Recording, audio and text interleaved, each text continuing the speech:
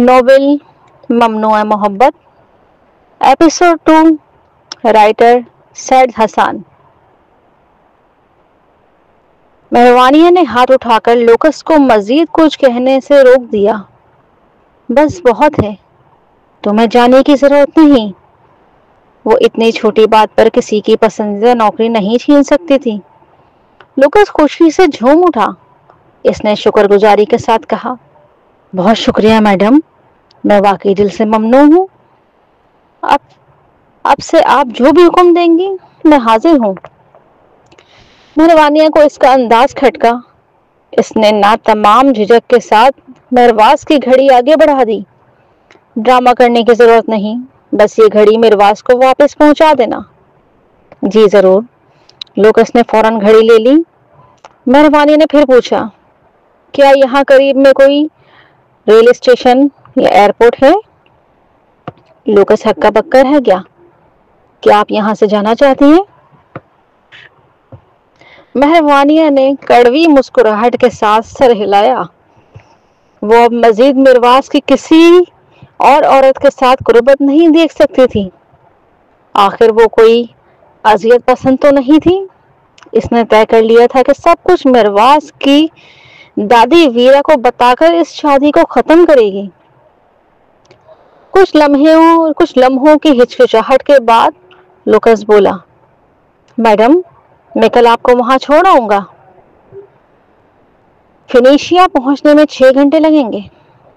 ٹھیک ہے، شکریہ، مہروانیہ نے مدھم آواز میں کہا۔ اس کی کمزور لہجہ اس کے دل کی ٹوٹ پھوٹ ظاہر کر رہا تھا۔ وہ تربیتی میدان سے نکلی تو ایک گہری تکن ظاہر ہوئی۔ ہلکی شام کی نرم دھوپ نے سب کچھ گلابی رنگ میں نہلا دیا۔ مہروانیہ نے پورا دن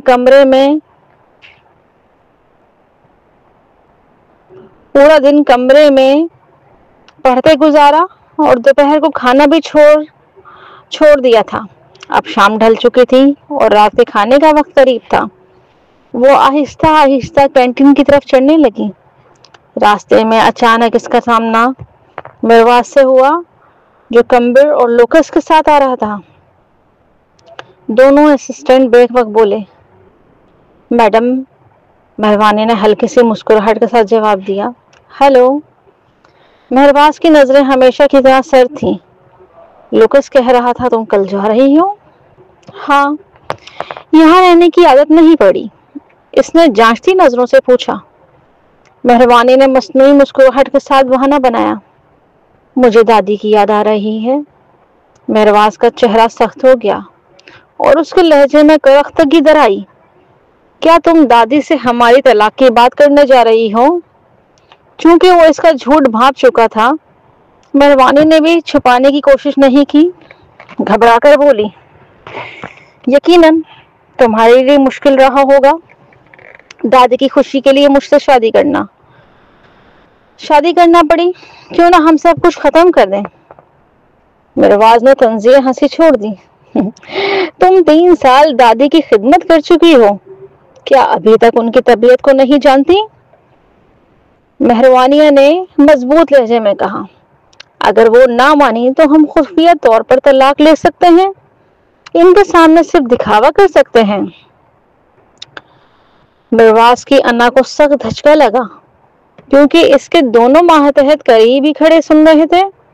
دنیا کی بے شمار عورتیں اس کی بیوی بننے کے لیے مر مٹتی تھی، لیکن مہروانیہ جسے اسے جھیل ہی نہیں پاتی تھی۔ اس نے سرد لہجے میں کہا، تو یہ سب کچھ تم صرف میرے پیسے کے لیے کیا؟ چلو اپنی قیمت بتاؤ۔ مہروانیہ سن کر دنگ رہ گئی۔ اس کی باتوں نے اسے اندر تک زخمی کر دیا۔ اس کے ہاتھ کانپنے لگے اور آنکھیں نمی سے بھر گئیں۔ کتنا گھنٹیا انسان سمجھتا تھا وہ اسے۔ آنسو ضبط کرتے ہوئے اس نے مصنوعی مسکراہٹ سجائی اور طنزیہ انداز میں کہا، پیسوں کی ضرورت نہیں مجھے۔ ایک گھٹیا عورت جیسے کہ میں برسوں سے مردوں سے ہی پیسہ کماتی رہی ہوں۔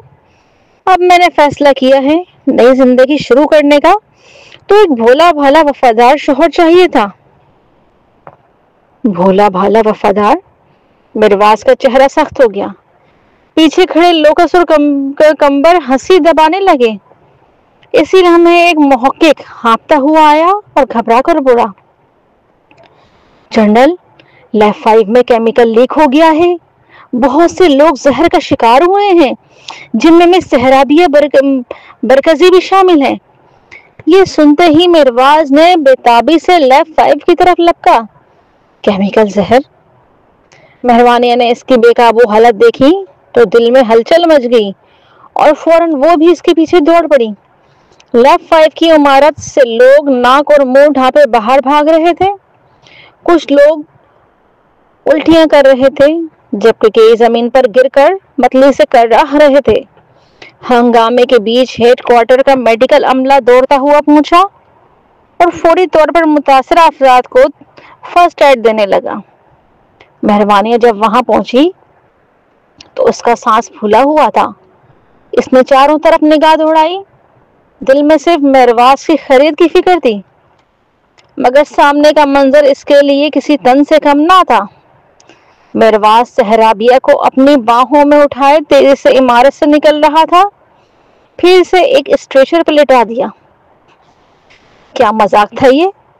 وہ سارا وقت مرواز کی فکر میں گھل رہی تھی اور وہ صرف سہرابیہ کو بچانے کی تگ و دو میں تھا۔ مہرواز نے سہرابیہ کو ڈاکٹروں کے حوالے کیا اور دوبارہ اندر جانے کے لیے پلٹا۔ سہرابیہ نے اس کی بازو پکڑ لیا اور رونے لگی۔ مت جاؤ، مجھے برا لگ رہا ہے۔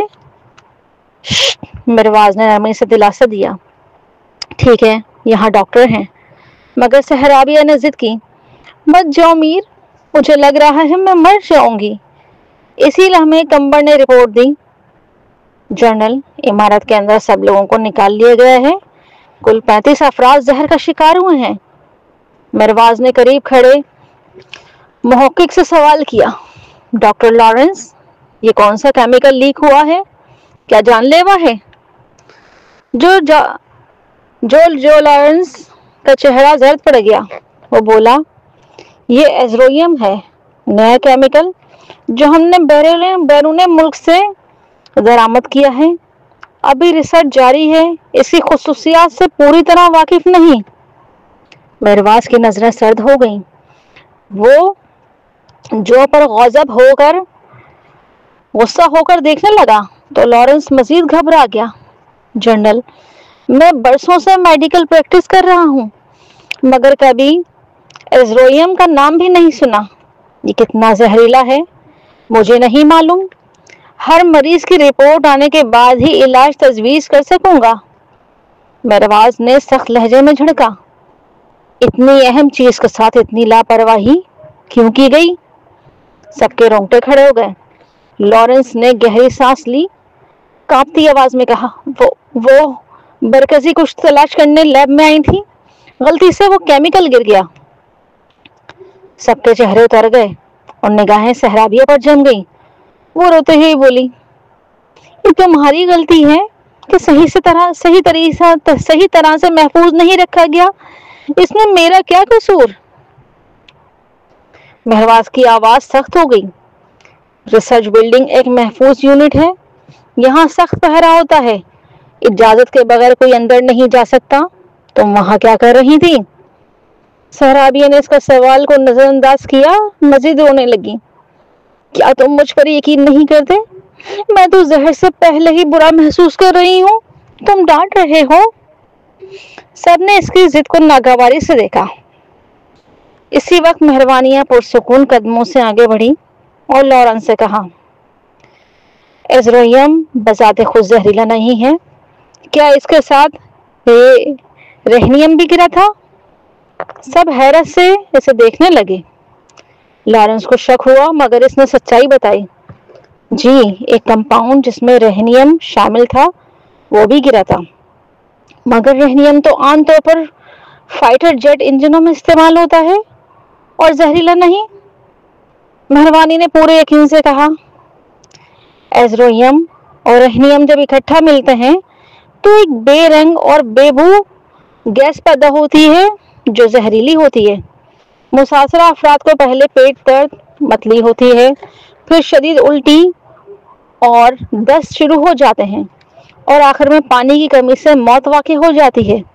اس نے مزید وضاحت کی، ابھی ان کے جسم میں تیزابیت زیادہ ہے، الکلائن پانی پلانے سے علامات کم ہوں گی۔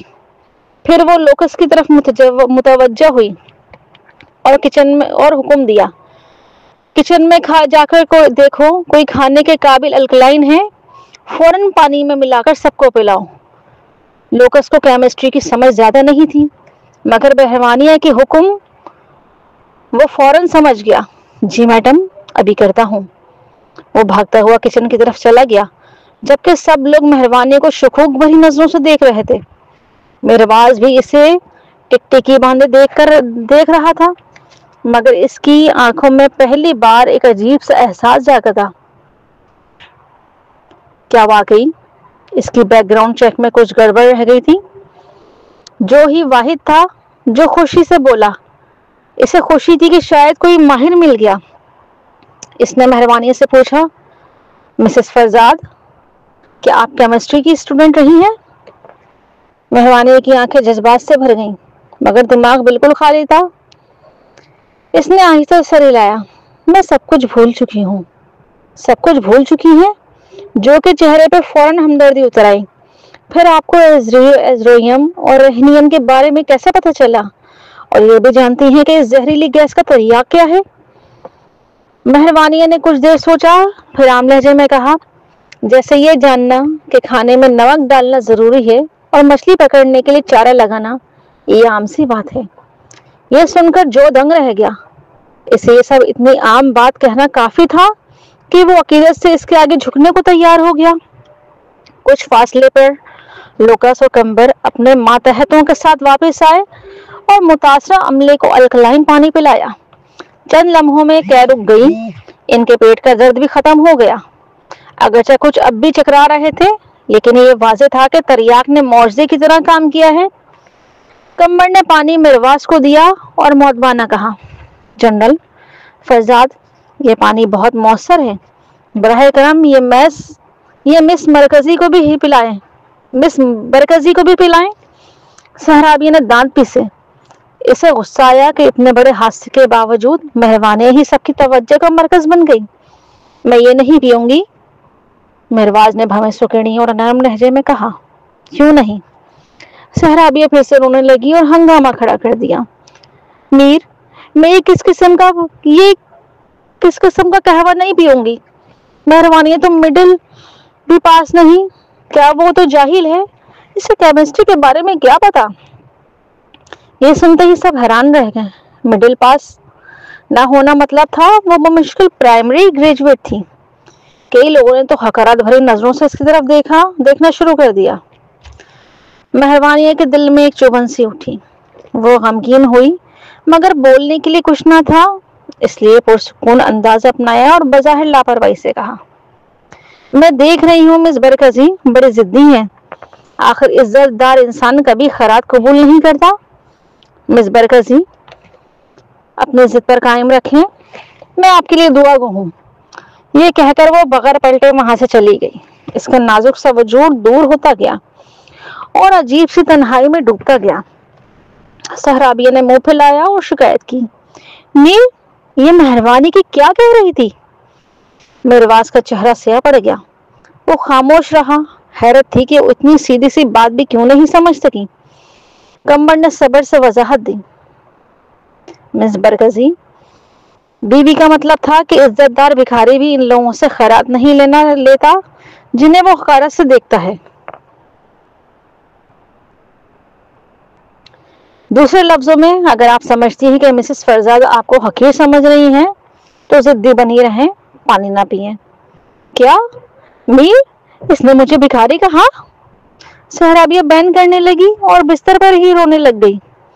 سب لوگ گمسم رہ گئے، مگر مرواز زیادہ فکر مند اپنی تباہ شدہ ایزرویم اور رہنیم کے بارے میں تھا، خاص کر رہنیم جو کہ اتنا نایاب تھا کہ اسے پیسوں سے بھی خریدنا مشکل تھا۔ اس کے سر میں شدید درد اٹھنے لگا۔ اس نے پیشانی کے بیچ انگلیاں رکھی اور سرد لہجے میں کہا، کمبر، دھیان رکھنا جب تک یہ پانی پی نہ لے، یہ کہہ کر وہ اٹھا اور باہر نکلنے گیا۔ صحابیہ نے چیخ کر کہا، میر رکو، کہاں جا رہے ہو؟ مجھے اچھا نہیں لگ رہا، تم مجھے یوں اکیلا نہیں چھوڑ سکتے۔ مگر میرواز یوں ہی چلتا رہا جیسے کچھ سنا ہی نہ ہو، بلکہ قدم اور تیز کر دیے۔ چونکہ وہ اتنا بڑا فساد کھڑا کر چکی تھی، اب سب لوگ اس سے تنگ آ چکے تھے۔ میرواز کے جاتے ہی کسی نے اس کی پرواہ نہیں کی۔ ڈاکٹر اور نرسیں باقی مریضوں کی طرف متوجہ ہو گئے، جبکہ جو اور دوسرے سائنٹسٹ لیب کی صفائی میں لگ گئے۔ لوکس نے بس ایک نظر صحابیہ پر ڈالی اور فوراً میرواز کے پیچھے چل دیا۔ تنبر ہی باقی بچا، جس کا چہرہ بھی اتر چکا تھا۔ وہ وہیں کھڑا رہا اور اسے پانی پینے پر مجبور کرنے لگا۔ مس صحابیہ، جنرل فرزاد کے پاس اور بھی بہت سے معاملات ہیں، خاص کر اس بڑی غلطی کے بعد براہ کرم انہیں مزید فکر مند نہ کریں۔ یہ پانی پی لیجئے۔ اب جبکہ کوئی اس کی پرواہ نہ کر رہا تھا، وہ خود بھی بگڑتی حالت محسوس کر رہی تھی۔ صحابیہ نے جھنجھلا کر گلاس چھینا اور کمزور ہاتھوں سے پانی پی لیا۔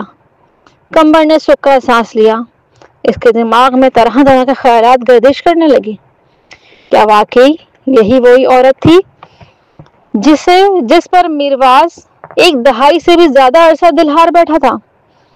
اب سوچا تو اسے یقین ہو گیا، صحابیہ کا وجود تو مہروانی کے سامنے چراغ تلے اندھیرے کے مترادف ہے۔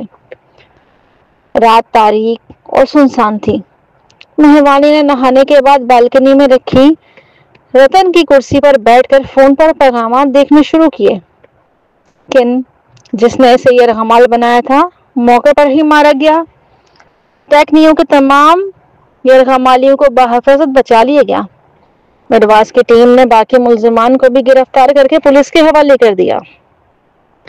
مہروانی کا بیگ اور فون بھی مل گیا تھا، لیکن اس نے دیکھا اس کے اپنے بھائی نے پچھلے 3 سال کی ساری جمع پونجی اپنے اکاؤنٹ میں منتقل کر لی تھی۔ اب اس کے پاس ایک پائی بھی نہ تھی، صرف اس کا فون باقی تھا۔ یادداشت کھو دینے کے بعد جب وہ ویرا سے ملی تھی تو ویرا نے اسے خاندان کی طرح اپنایا تھا اور ہر جگہ اپنے ساتھ رکھا تھا۔ اسی طرح وہ ویرا کی نرس بنی۔ اس کی کوئی دوست نہ تھی اور رشتہ دار زندگی مزید مشکل بنانے کے سوا کچھ نہیں کرتے تھے۔ اب جبکہ وہ مشکل میں تھی، اسے سمجھ نہیں آیا تھا کس سے مدد مانگے۔ وہ انہی سوچوں میں گم تھی کہ اچانک دروازہ کھلا۔ مہروانی نے خود کو سنبھالا اور چونک کر ادھر دیکھا۔ دروازہ بند کرتے ہوئے میرواز کی پرچھائی نمایاں ہوئی۔ مہروانی کے دل میں گھبراہٹ دوڑ گئی۔ وہ اتنی نروس ہوئی کہ فوراً نظر جھکا لی اور موبائل میں ایک بے ترتیبی سی کھولی گئی کتاب پڑھنے لگی۔ میرواز کی مضبوط قدموں کی آہٹ قریب آنے لگی۔ ہر قدم جیسے اس کے دل کی دھڑکن پر دستک دے رہا تھا۔ سانس لینا مشکل ہوتا جا رہا تھا۔ وہ بالکنی کے ریلنگ کے ساتھ آ کر کھڑا ہوا، چہرہ اسی کی جانب کیے۔ مہروانی نے ہمت کر کے نظریں اٹھائی تو میرواز کی گہری نگاہیں اسے پرکھ رہی تھیں۔ دل کی دھڑکن تیز ہو گئی۔ وہ لرزتے ہوئے لہجے میں بولی، آپ مجھے اس طرح کیوں دیکھ رہے ہیں؟ میرواز نے جواباً سوال کیا، کیا واقعی تم نے 3 سال پہلے سب کچھ بھلا دیا تھا؟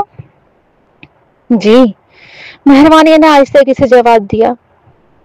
میرواز نے ہونٹ بھینچتے ہوئے کچھ دیر سوچا، پھر سے پوچھا، تمہیں ایزرویم کے بارے میں کتنا علم ہے؟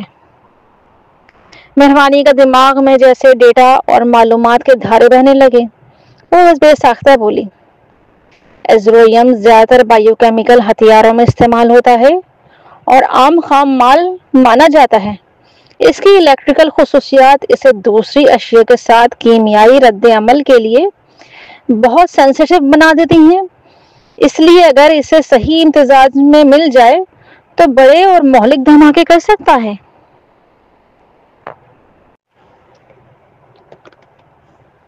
رک جاؤ، میرواز نے ہاتھ اٹھا کر بات کاٹی۔ مہروانی نے فوراً خاموشی اختیار کر لی۔ میرواز نے ماتھے پر بل ڈالتے ہوئے کہا، تم نے ابھی اسرویم کو عام کیمیکل کہا؟ مہروانی نے سیدھی آنکھوں سے دیکھا اور ایمانداری سے سر ہلایا۔ مہرواز نے ٹھنڈی ہنسی ہنسی۔ نورو انیائی فوج نے محض 5 اونس اسرویم کے لیے $80 ملین خرچ کیے تھے۔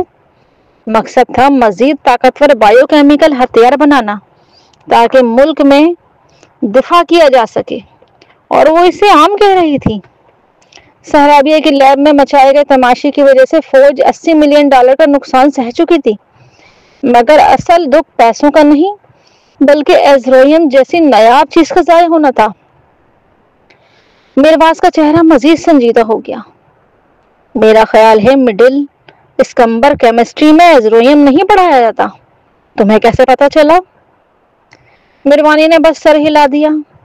مہرواز نے سخت لہجے میں کہا، میں تمہارا پاسٹ اور بیک گراؤنڈ دوبارہ چیک کرواؤں گا۔ مہروانی نے تلخ مسکراہٹ کے ساتھ نظریں جھکا لی، دل جیسے ڈوب گیا ہو۔ اس کے ماضی میں ایسا کچھ نہیں تھا جس پر فخر کیا جا سکے، وہ سب محض نفرت ہی بڑھا دے گا۔ مہرواز نے کہا، میں صرف ڈاکٹر لارنس کا پیغام دینے آیا ہوں، وہ چاہتے ہیں کہ تم لیب میں کام کرو۔ مہروانیاں موبائل پر انگلیاں پھیرتی رہی، ایک ہی لائن بار بار پڑھتی رہی مگر سمجھ نہ آ سکی۔ وہ آہستہ سے بولی، مگر مجھے کچھ پتا ہی نہیں، تحقیق کیسے کروں گی؟ یہ تو بس اتفاق تھا کہ آج وہ کیمیکل مجھے جانا پہچانا لگا۔ مہرواز خاموش رہا۔ مہروانی نے نظر اٹھا کر کہا، اصل میں مجھے پڑھنے کا شوق ہے اور میری میموری فوٹوگرافک ہے۔ شاید کبھی پہلے کہیں اسرویم پر کوئی مضمون پڑھا ہوگا، بس اتنا ہی ہو سکتا ہے۔ مہروانی نے کمرے کی بک شیلف کی طرف اشارہ کرتے ہوئے کہا، میں نے پچھلے چند دنوں میں آپ کی شیلف کی تمام کتابیں پڑھ لی ہیں۔ مہرواز نے دوبارہ پوچھا، کیا تم ایک لمحے کو بھی نہیں سوچو گی؟ مہروانی نے نظر اٹھا کے جھکا لی، نہیں، میں کل صبح ہی چلی جاؤں گی، شاید پھر کبھی واپس نہ آؤں۔ مہرواز نے مزید اسے منانے کی کوشش نہ کی، وہ بس آگے بڑھا اور کمرے میں داخل ہوتے ہوئے آہستہ آہستہ شرٹ کے بٹن کھولنے لگا۔ جب ہم گھر پہنچے تو دادی کے سامنے طلاق کا ذکر مت کرنا، یہ ان کی بیماری کو بڑھا دے گا۔ مہروانی نے موبائل سختی سے پکڑ لیا، ہاتھ کانپنے لگے۔ وہ ضبط نہ کر سکی اور لرزتے لہجے میں بولی، معاف کیجیے گا، لیکن میں نے آپ کی ایک کتاب میں ایک چھوٹی سی بچی کی تصویر دیکھی۔ اس کے پیچھے لکھا تھا، میری سچی محبت سہرابیہ برکزئی۔ مہرواز کے ہاتھ بٹن کھولتے کھولتے رک گئے، پورا وجود جیسے پتھر کا ہو گیا۔ اس کی آنکھوں میں اندھیرا چھا گیا، وہ خاموش رہا۔ مہروانی کے دل میں ایک چپتی ہوئی دردناک لہر دوڑ گئی، وہ الفاظ میں اس کو بیان نہ کر سکی، مگر پھر بھی جیسے کچھ نہ ہوا ہو دکھ چھپانے کی کوشش کی۔ وہ پرسکون لہجے میں بولی، کیا میں غلط نہیں کہہ رہی؟ آپ ہمیشہ سے سہرابیہ سے شادی کرنا چاہتے تھے؟ کافی دیر بعد مہرواز نے خود کو سنبھالا اور قمیص کے بٹن کھولنا دوبارہ شروع کیے۔ بے پرواہی سے کہا، ہاں، بچپن میں اسے پسند کرتا تھا، مگر وہ 14 سال کی عمر میں پڑھائی کے لیے بیرون ملک چلی گئی اور ہمارا رابطہ ٹوٹ گیا۔ 1 دہائی سے زیادہ گزر چکی ہے، وہ میرے لیے اجنبی ہی لگتی ہے، چاہے 1 سال پہلے ہی واپس آئی ہوں۔ یہ کہہ کر وہ خاموش سے واش روم میں داخل ہوا اور دروازہ بند کر کے فریش ہونے لگا۔ مگر مہرواز کی باتوں نے مہروانی کو سکون نہیں دیا، اس کا دل پھر بھی زخمی رہا۔ وہ سوچے بغیر نہ رہ سکی کہ وہ محض بیچ میں آنے والی تیسری شخصیت ہے۔ آخرکار مہرواز اور سہرابیہ بچپن سے ایک دوسرے کو جانتے تھے اور پسند بھی کرتے تھے۔ اگر مہروانیاں اچانک ان کی زندگی میں نہ آتی تو آج مہرواز اور سہرابیہ کی شادی ہو چکی ہوتی، تو پھر اس کی یہ جدوجہد اور قربانی کس کے لیے؟ ٹھنڈی ہوا نے چہرے کو چھوا، دل میں اور ٹھنڈک بھر دی۔ وہ واپس کمرے میں آ کر روشنی مدھم کر کے لیٹ گئی، چاہا کہ مہرواز کے آنے سے پہلے سو جائے۔ عام طور پر وہ لیٹنے کے بعد سو جایا کرتی تھی، مگر آج نیند اس سے روٹھی رہی۔ شاید وجہ یہ تھی کہ میرواز قریب تھا۔ آنکھیں بند کرتے ہی ذہن بھٹکنے لگا۔ تقریباً 15 منٹ بعد اسے واش روم کا دروازہ کھلنے کی آواز سنائی دی۔ میرواز آہستہ آہستہ چلتے ہوئے اس سے قریب آیا اور بیڈ پر لیٹ گیا۔ کمرہ اندھیرے میں ڈوب گیا۔ وہ شخص جس سے وہ دل کی گہرائیوں سے محبت کرتی تھی بس چند قدم کے فاصلے پر تھا، مگر یوں لگتا تھا جیسے دونوں کے بیچ سمندر حائل ہو۔ اچانک میرواز کے فون پر پیغام کی گھنٹی بجی۔ مہروانی کا وجود تن گیا۔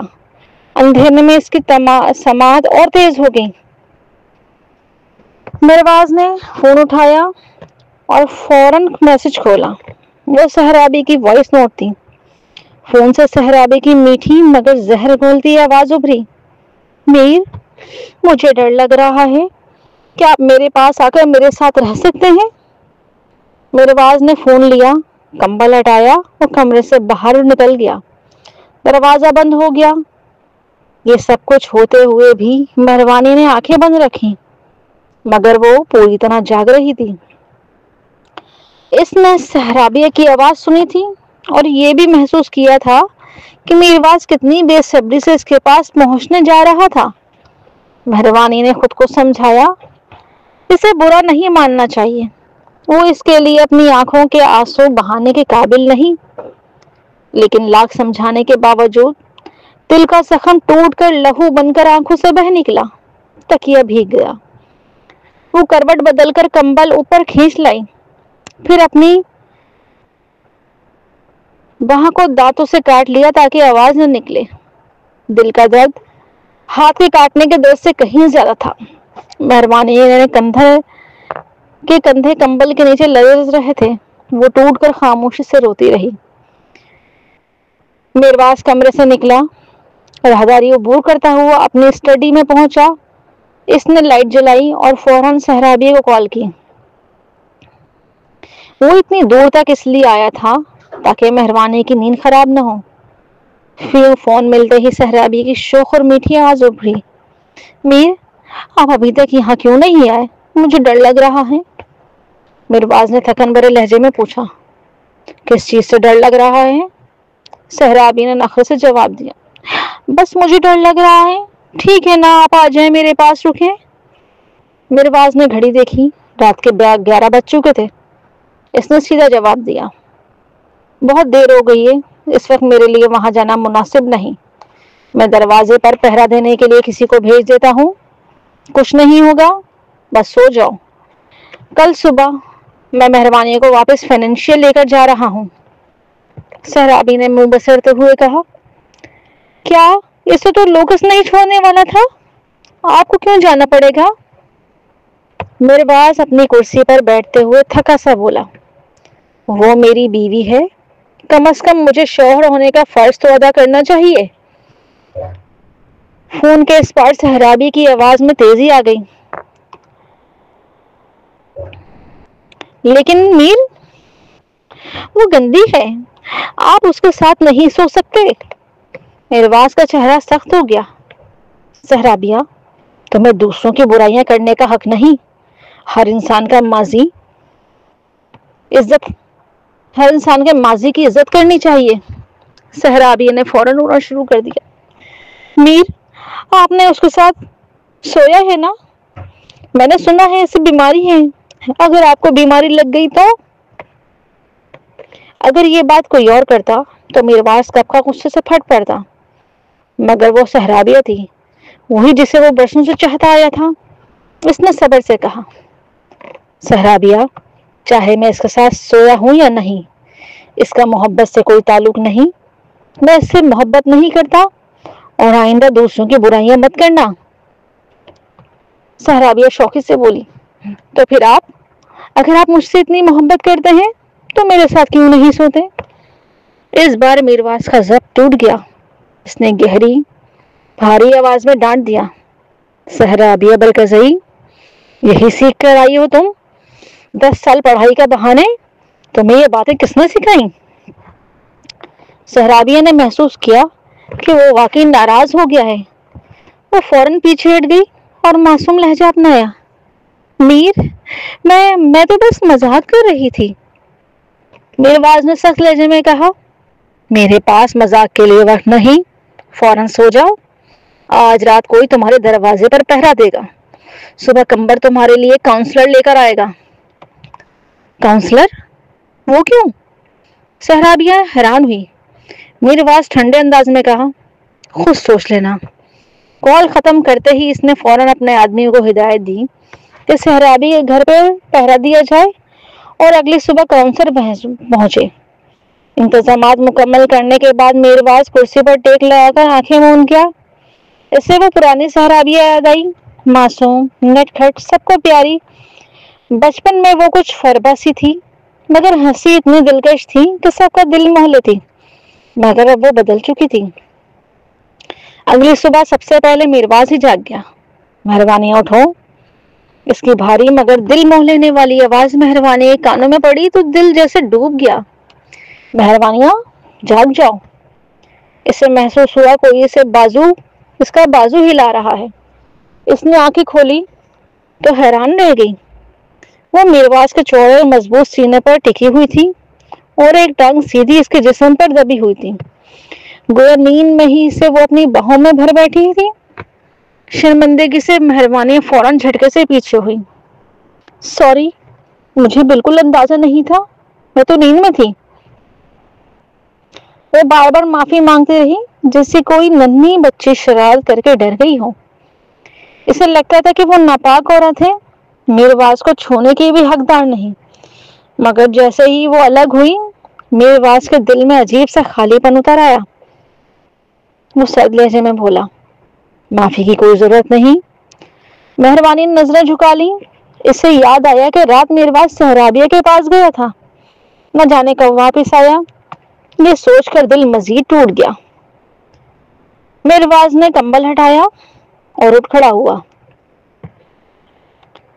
جا کر تیار ہو جاؤ، ناشتہ کر کے تمہیں فیننشیا چھوڑاؤں گا۔ مہربانیاں چوکی۔ آپ مجھے چھوڑنے جا رہے ہیں؟ ہاں۔ اس نے الماری کھولی اور کپڑے بدلنے لگا۔ پٹھے ابھرے ہوئے تھے جیسے جیتی جاگتی مجسمہ تراشا ہوا ہو۔ مہربانی نے جھیپ کر فوراً نظریں پھیر لی۔ آپ میرے سامنے کیسے کپڑے بدل سکتے ہیں؟ میرواز چھٹک گیا۔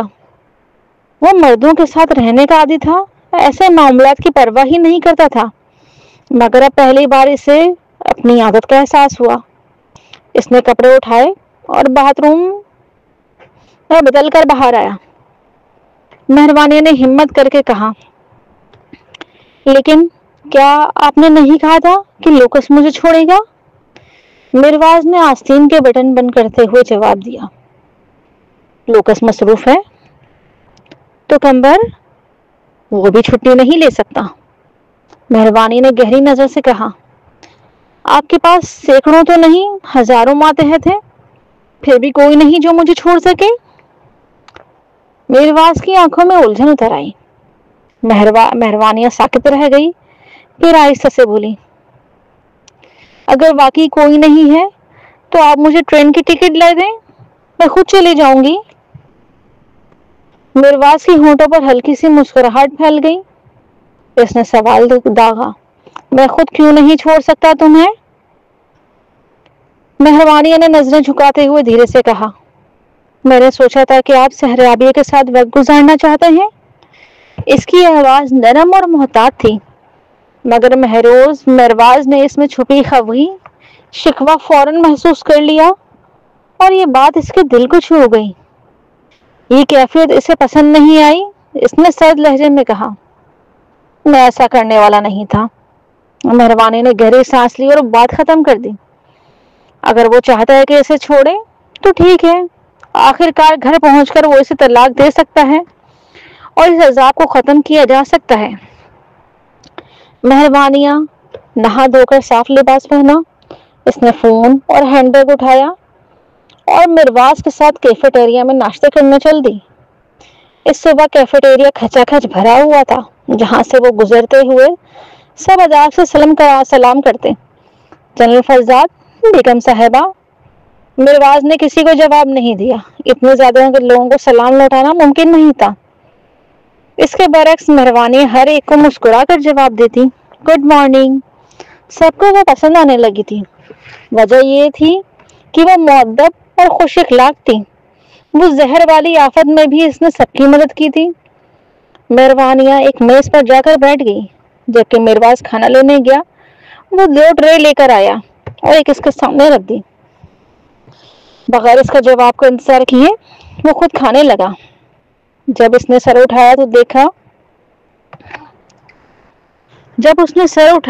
देखा मेहरबानी टोस्ट के किनारे अलहदा करके सिर्फ नरम हिस्सा खा रही है। अंडे की जर्दी छोड़ देती है और सिर्फ सफेदी खाती है। सलाद में भी क्रिस्पी टुकड़े चुनकर अलग कर देती है। मिरवाज का दिल धड़का। इसने तेवर चढ़ाते हुए पूछा, यही बुरी आदतें इसकी भी हैं? मेहरबानी ने सलाद का लुकमा निगलते हुए पूछा, किसकी? सहराबिया की। मेहरबाज ने मुस्कुराते हुए कहा, क्या सब लड़कियों की एक जैसी बुरी आदतें होती हैं? मेहरबानियां पहले ही उदास थी। सहराबिया का जिक्र सुनकर इसका दिल और बुझ गया। इसने कांटा रख दिया। मेरा खाना खत्म। मिरवाज को कुछ भी समझ ना आया। वो बोला, खाने को जाया मत करो। मेहरबानिया का सीने का बोझ और बढ़ गया। इसने होंठ फैलाए और खुद पर काबू पाते हुए जबरदस्ती वही किनारे सलाद के क्रिस्पी टुकड़े सब खा डाले। मिरवाज की नजर में इसका ये रूठना बेहद दिलकश लग रहा था।